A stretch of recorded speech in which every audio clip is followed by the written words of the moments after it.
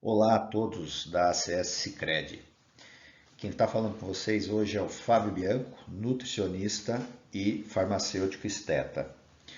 Aproveitando o dia 31 de março, dia da saúde e nutrição, eu gostaria de passar para vocês alguns conhecimentos e dicas que eu considero muito valiosas. Vamos adiante então. Eu vou falar para vocês sobre uma coisa chamada de inflamação de baixo grau. Isso é muito pouco discutido na mídia e até por alguns profissionais de saúde. A inflamação de baixo grau é a circulação de substâncias inflamatórias pelo sangue e que acaba chegando nos órgãos. Da onde vem isso? Vem do trabalho que o nosso corpo precisa ter para lidar com toxinas alimentares e aditivos químicos, né? Nessa detoxicação do corpo. Quando a gente também tem intolerâncias alimentares, ou seja, quando eu consumo um alimento que o meu corpo reage de uma maneira negativa, ativando o sistema imunológico contra partes desse alimento, eu também gero essa inflamação. Exposição excessiva à radiação, de uma maneira geral, né? A gente está exposto a vários tipos de radiação. Infecções crônicas, aquelas infecções que a gente tem muita dificuldade de curar. Nas mulheres, as infecções urinárias de recorrência, candidíase, as micoses de pele, né? Supercrescimento de bactérias ruins no intestino, fungos, são essas infecções que a gente fala, tá? E a poluição de maneira geral, ou seja, poluição, quem não está exposto hoje, né? Então é difícil alguém um certo nível de inflamação de baixo grau. A gente pode ver como que está isso no corpo, porque muitas vezes ela não apresenta sintomas, assim, sintomas clássicos como dor, né, febre. Então a gente pode fazer um levantamento básico com exames. Existe um exame que a gente pede que é a PCR, que é a proteína que está relacionada à inflamação. Homocisteína, que é uma outra proteína também que se relaciona com a inflamação. A ferritina é uma substância do nosso corpo que armazena ferro e ela pode estar aumentada nessa inflamação de baixo grau. No hemograma, a gente consegue ver lá em leucócitos, quando a gente divide segmentados por linfócitos, se essa divisão der mais que 1,5, a gente também pensa em inflamação circulando no corpo. E sinais e sintomas. Entre os sinais e sintomas, são vários aí, né? Pensamentos ruins, persistente, falta de interesse e prazer em realizar as suas atividades, alteração do peso, tanto para cima quanto para baixo, dificuldade no sono, dificuldade de concentração, falta de energia, né? Tudo isso pode estar relacionado a uma inflamação de baixo grau não diagnosticada. Isso interfere dois neurotransmissores bastante importantes para o bem-estar, que é a serotonina, né, e a melatonina, que está relacionada com o sono. Além disso, o corpo entende que ele está numa situação de estresse. Ele aumenta um hormônio constantemente chamado cortisol. Todo mundo já deve ter ouvido falar em corticoide, né? Quando toma corticoide pode engordar. O nosso próprio corpo produz isso. E numa situação de inflamação de baixo grau, isso pode estar alto constantemente, fazendo que a gente deposite, o cortisol adora fazer uma deposição de gordura na região visceral, né? A gordura dentro dos órgãos. Isso vai acabar então ainda desencadeando o descontrole dos agentes de detoxicação, que são muito importantes. Isso pode aumentar a taxa de oxidação do LDL. LDL é o famoso colesterol ruim. Quando ele se oxida, ele tende a grudar nas artérias e fazer o entupimento de veias a longo prazo, chamada arteriosclerose. A gordura de fígado, que é uma epidemia no momento, né, está muito relacionado a essa inflamação de baixo grau. Né? Aqui a gente tem as fases da esteatose hepática, né? Então a gente tem a primeira fase aqui, fase 1 é reversível, fase 2 é reversível, a fase 3 já começa a ser complicada, tá? E como que se trata isso? Né? De uma maneira assim que a gente pode já começar hoje ou amanhã. Como controlar? Alimentação limpa. Então, tentar consumir o mínimo possível alimentos que são ricos em substâncias como conservante, corante, aromatizante, substâncias artificiais, né? Ou seja, consumir o alimento mais in natura possível. Arroz, feijão e carne, por exemplo, é bem diferente de a gente consumir uma sopa de pacotinho que só joga na água e está tudo ali dentro, tá?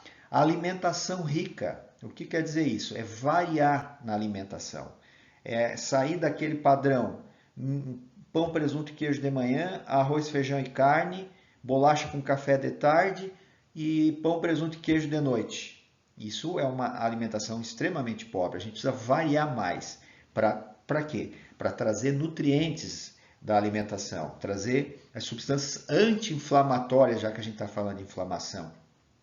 O alimento traz essas substâncias anti-inflamatórias, tá? E isso vai nos auxiliar na capacidade detoxicante, de tirar esses tóxicos do nosso corpo. Isso vai estar principalmente nos vegetais, nas frutas, nos chás e nos temperos. Cacau, canela. Aqui tem líquido. Sempre lembrar da água, né, minha gente? Tem gente que às vezes no dia corrido passa um dia e toma um copo ou dois de água. Como que a gente vai se desintoxicar, vai limpar esse organismo sem água, se a água é o principal agente de limpeza que passa pelo nosso corpo e leva um monte de toxina, entende? Imagina a pessoa que passa o dia inteiro no ar-condicionado, que não soa nada, o suor também é uma forma de fazer essa detoxicação e, como não toma muito líquido, também não vai ao banheiro fazer xixi, né? Acaba acumulando essas toxinas e aumentando a sua inflamação. Outra forma de a gente aumentar bastante a capacidade detoxicante de botar essas substâncias para fora é atividade física e principalmente atividade aeróbica. A gente fazer atividade física, a gente já acelera a nossa capacidade de se desintoxicar. E isso pode trazer a cura para dor de cabeça, enxaqueca, as dores no corpo, a falta de energia, a falta de disposição, a melhora dos hormônios. Está todo mundo indo atrás de testosterona hoje e não faz o básico. Né? Se a pessoa tem menos de 50, 60 anos e está com testosterona baixo, provavelmente tem alguma coisa errada com o metabolismo dela, porque o testosterona só vai baixar depois dessas idades que eu falei. Aqui só para vocês terem uma ideia, né, de gasto calórico. Quanto que uma pessoa precisa consumir por dia para não ganhar nem perder peso? Se a gente for pegar alguém que trabalha na construção civil, um servente de pedreiro, em torno de 3.000 calorias. Se a gente for pegar uma pessoa estudante, né, tanto a pessoa estudante quanto a pessoa que trabalha no escritório, olha só, 1,80 m, 80 kg, 1,80 m, 80 kg. São duas pessoas iguais. Tá? Mas uma faz 1 hora de atividade física por dia, a outra não faz. Olha a diferença de consumo de necessidade de calorias, 2.500 para 2.000, já cai 500 calorias. Tá?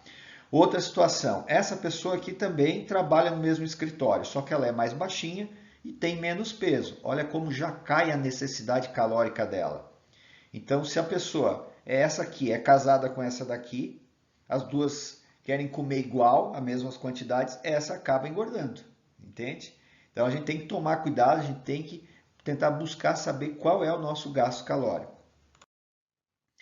Aqui, gente, é uma distribuição de calorias em refeições durante o dia próximo do ideal, né? Começar um café da manhã com 20% das calorias, fazer um lanchinho no meio da manhã. Se não der, junta aqui, 25% das calorias já aqui. 30% das calorias que eu preciso no dia no almoço.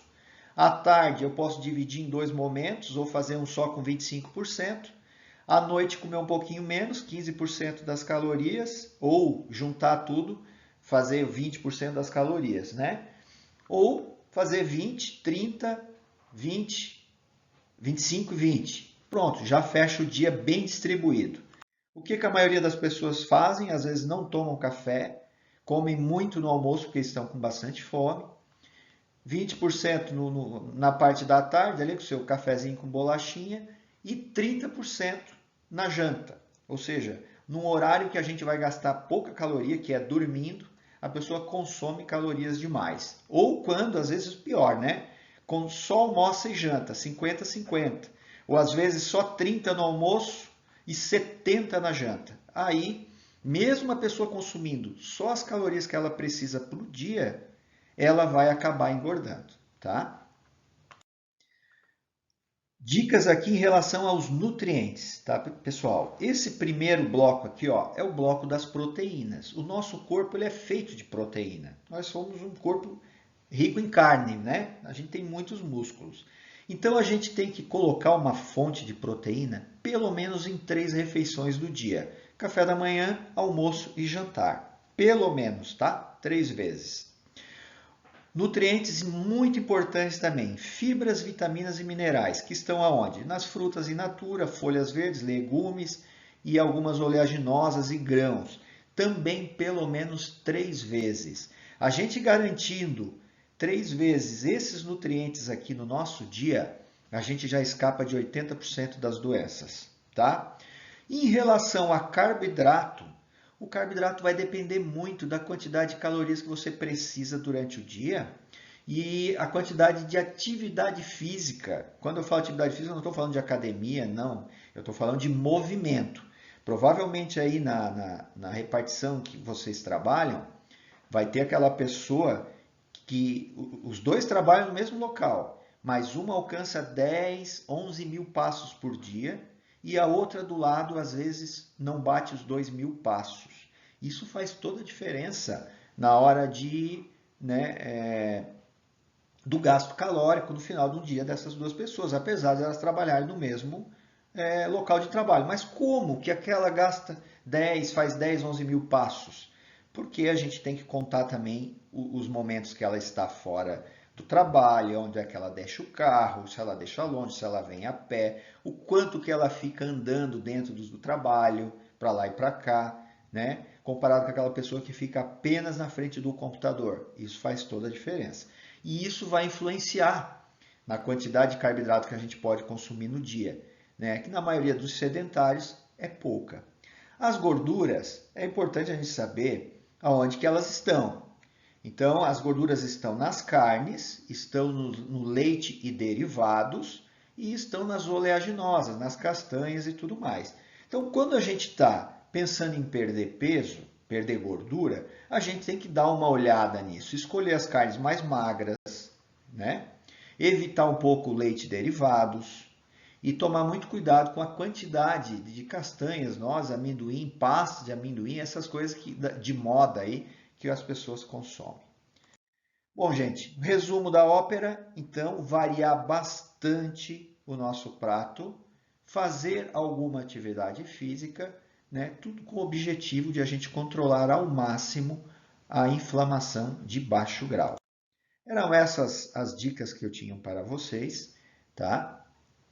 Aqui está o meu contato, quem não conseguir ficar aí com o celular, pode ir na rede social, Fábio Bianco Nutri, está lá as informações de contatos e eu conto com vocês para quando precisarem de uma ajuda profissional para realmente colocar em prática na sua vida, né, de forma adaptada, levando em consideração a sua rotina e a sua realidade, estamos aí à disposição. Um grande abraço.